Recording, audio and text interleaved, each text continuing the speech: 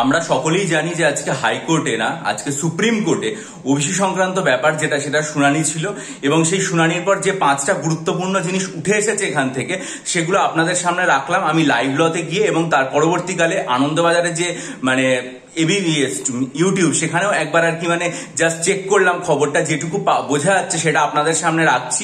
1 নম্বর সেটা হচ্ছে হাইকোর্টের যে স্থগিতাদেশ ছিল সেই স্থগিতাদেশের উপর আজকে সুপ্রিম কোর্ট স্থগিতাদেশ জারি করেছে।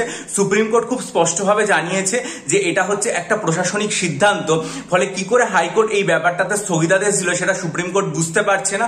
ফলে সুপ্রিম কোর্ট যে রাজ্যের ওবিসি তালিকা তার উপর স্থগিতাদেশ দেওয়ার নির্দেশিকা জারি করেছিল সেটার উপরই হাইকোর্ট স্থগিতাদেশ দিয়ে দিয়েছে। তার পরবর্তী যেটা আরো তাৎপর্যপূর্ণ সেটা হচ্ছে সুপ্রিম কোর্ট পুরো বলে দিয়েছে, কলকাতা হাইকোর্টের বিচারপতিকে নির্দেশিকা দিয়েছে যে এই যে বেঞ্চে হাইকোর্টে এই মামলাটা চলছিল সেই বেঞ্চ থেকে এটাকে সরিয়ে নিয়ে যাওয়া হবে এবং সরিয়ে নিয়ে গিয়ে অন্য একটা ডিভিশন বেঞ্চ গঠন করতে হবে, যাতে সেই নতুন যে ডিভিশন বেঞ্চটা রয়েছে সেই ডিভিশন বেঞ্চে এই যে শুনানিটা সেটা করতে পারা যায়।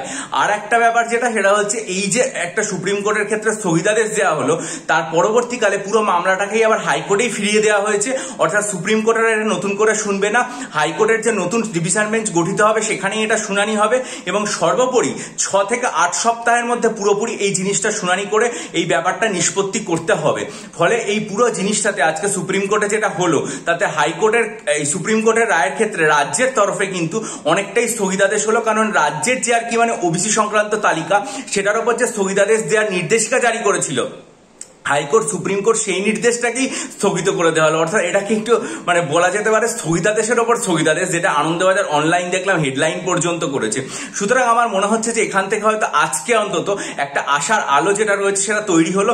এবার ভবিষ্যতে আমরা জানবো যে সেই আশার আলোর উপর ভিত্তি করে 6 থেকে 8 মাস মোটামুটি 2 মাসের মধ্যে যদি শুনানিটা শেষ হয়ে যায় তাহলে এবছরের মধ্যে WBCS মিসলেনিয়াস ক্লার্কশিপ আইডিও বা অন্যান্য যে সমস্ত MBR পরীক্ষাগুলো আছে বা অন্যান্য যে সকল পরীক্ষাগুলো বন্ধ হয়ে আছে সেগুলোর নতুন নোটিফিকেশন আসবে কিনা, ফর্ম ফিল আপ হবে কিনা এবং তার পরবর্তী পরীক্ষা হবে কিনা, খুব গুরুত্বপূর্ণ আপডেট। তাই জন্য আপনাদের সাথে শেয়ার করলাম। যদি ভিডিওটা ভালো লাগে লাইক করুন, বন্ধুদের মাঝে শেয়ার করুন।